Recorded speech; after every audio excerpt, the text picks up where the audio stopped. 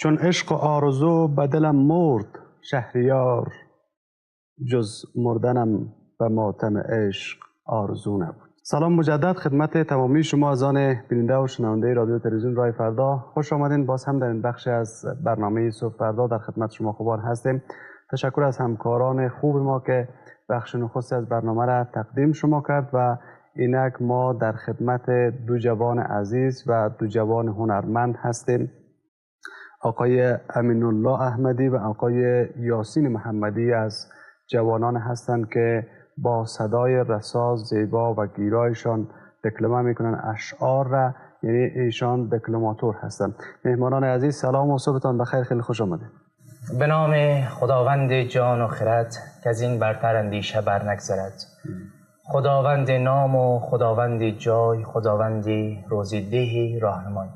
سلام و درود محضر شما و بینندگان محترم. امیدوارم که روز به خوبی و خوشی آغاز کرده باشند و از گزند روزگار در امان باشید. من هم سلام خود تقدیم میکنم خدمت معرفی هم داشته باشید استاد محترم و همه همکاران محترمتان و یک سلام ناب تقدیم میکنم خدمت بینندگان و هموطنان عزیزم. امیدوارم که در هر جای دنیا که هستند شاد و خرم باشند و یک زندگی توأم با آرامش داشته باشد.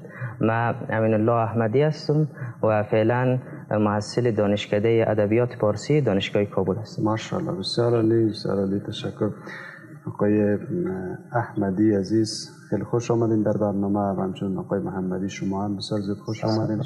خوشحال هستیم امروز شما رو در برنامه داریم و حتما که جوانا و نوجوانایی که خیلی علاقمند دکلمه هست میخواد که طریقه، روش و سبک‌های دکلمه را بدانن که چگونه هست، چطور هست و چطور میتونن که وارد دنیای دکلمه شوند و به عنوان یک دکلماتور بتونن که فعالیت داشته باشن. میخواین که بیشتر بدانن و قطعا که بخش توجه دارن.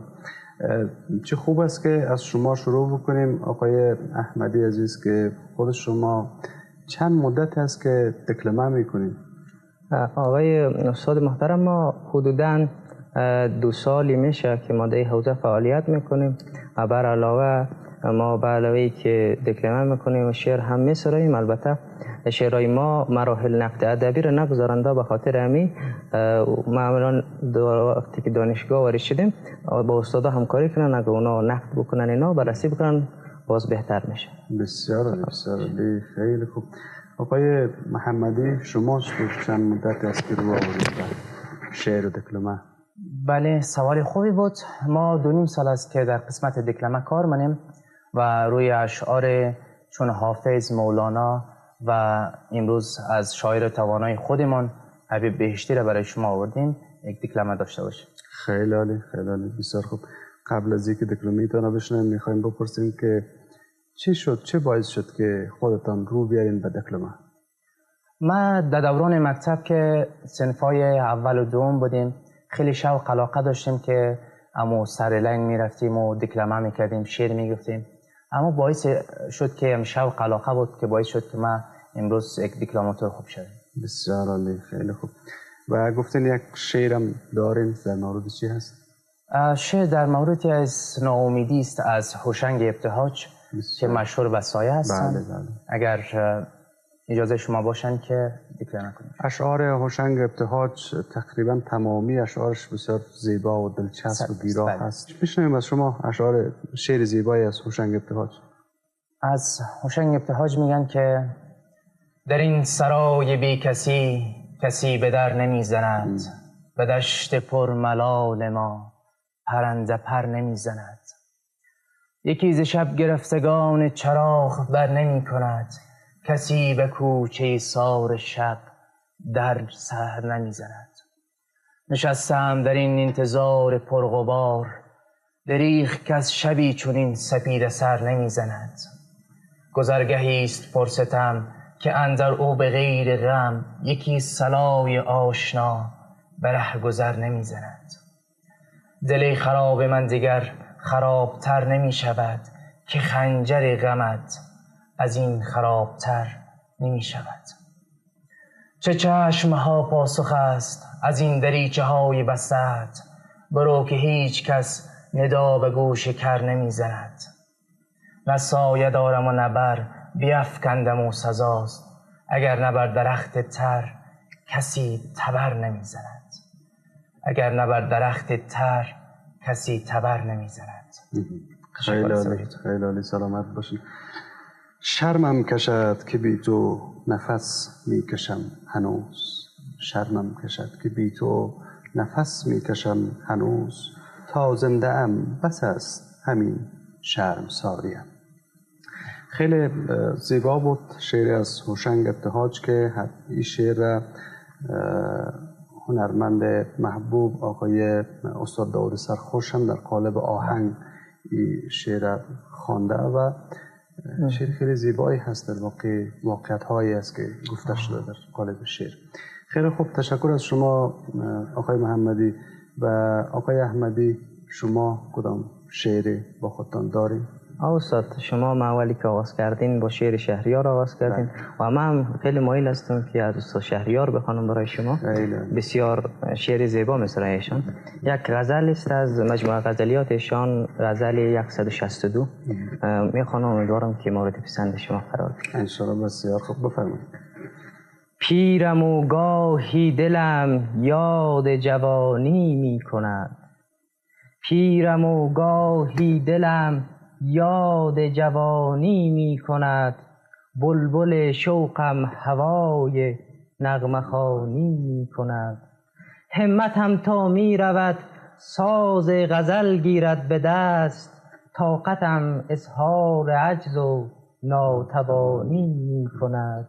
بلبلی در سینه می نالد هنوزم کین چمن، با خزان هم آشتی و گلفشانی می کند. ما به داغ عشق بازی ها نشستیم و هنوز، ما به داغ عشق بازی ها نشستیم و هنوز، چشم پروین همچنان چشمک پرانی می کند. گر زمین دود هوا گردد همانا آسمان، با همان نخوت که دارد آسمانی می کند. با همه نسیان تو گویی، با همه نسیان تو گویی کز پی آزار من، خاطرم با خاطرات خود تبانی می کند. بی ثمر هر ساله در فکر بهارانم، ولی چون بهاران می رسد با من خزانی می کند. می رسد قرنی به پایانی سپهر بایگان، دفتر دوران ما هم بایگانی می کند. شهریارا گو دل از ما مهربانان مشکنید، ورنه قاضی در قضا نامهربانی می کند، ورنه قاضی در قضا نامهربانی می کند. تشکر از توجه. خیلی زیبا، سلامت باشین. واقعا ما را انداختین به یاد استاد شهریار زگوار که اشعار بسیار زیبایی سروده. واقعا اشعارشان زیبا هست، نظر به حوادث و اتفاقاتی که در زندگیشان افتاده. خیلی از اشعار را در این قالب پیاده کرده و این اتفاقات را در قالب نظم پیاده کرده و نوشته استاد شهریار. از جمله شعری که آمدی جانم به قربانت ولی حالا چرا، بی وفا اکنون که من افتادم اسباب چرا. خیلی شعر زیبایی هست واقعا. خیلی خوب، تشکر از خودت که این شعر دکلمه کردی. آقای احمدی، اولین بار متن شعری را که دکلمه کردی کدام شعر؟ اولین شعری که دکلمه کردم دقیقا استاد امی شعر بود. امی شعر، چون این شعر خیلی دوست دارم من. شعر غزل 162 استاد شهریار. اما هنوز جوان هستی، چطور شعر دکلمه میکنی؟ خب استاد، حوادث و رنج هایی که خب والا هر کس یک تجربیاتی در زندگی خود داره، اما همین چیزایی که مرا به سمت شعر و ادبیات و دکلمه کشانده در واقع همون مشکلات ها و تجربه هایی که داشتیم ناشی میشه. بعض وقتا بعضی را میگن که پیر هست اما دلش زنده است. بعضی شاید جوان باشه اما در دل شاید پیر شده باشه، از دل پیر شده باشه. اگر حالا خدا نکنه که آقای احمدی ماشاءالله جوان رشید، جوان پرتلاش، زحمتکش، اگر خدا نکنه که از دل پیر شده باشین، پیرم و گاه دلم یاد جوانی میکنن. خب این شعر اگر من بخوام شاید درست باید اگر از سن ما زیاد شده دیگه، نه با اولاد کم کم میره. خیلی خوب، واقعا شعر زیبایی بود، تشکر از شما. آقای محمدی، از خودت میشنیم که به نظر خود دکلماتور چی ویژگی هایی باید داشته باشه؟